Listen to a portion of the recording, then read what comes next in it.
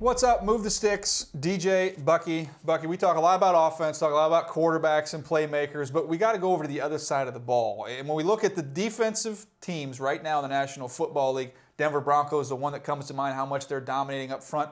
They're undefeated. One of 6 undefeated teams. Got me thinking.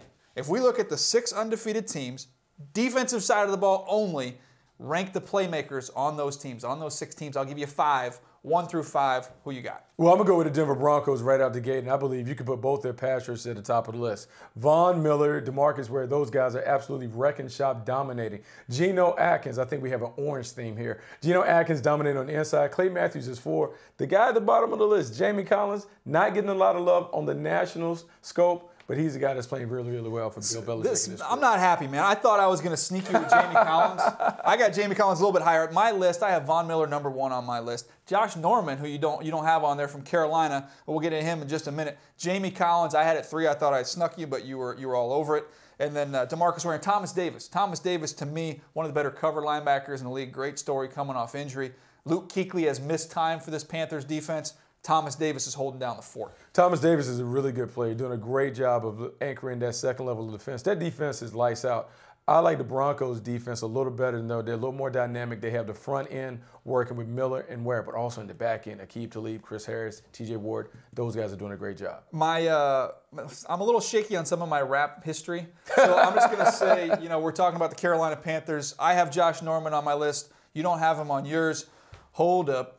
Wait. Now, come on, Buck. Now, look, I know before the Carolina fans hit me up about Josh Norman. Look, he's a guy that I voted for and said that he's the defensive player of the year at the quarter mark. However, when we look at, as we break this out and kind of project this over the course of the season, interceptions come in bunches.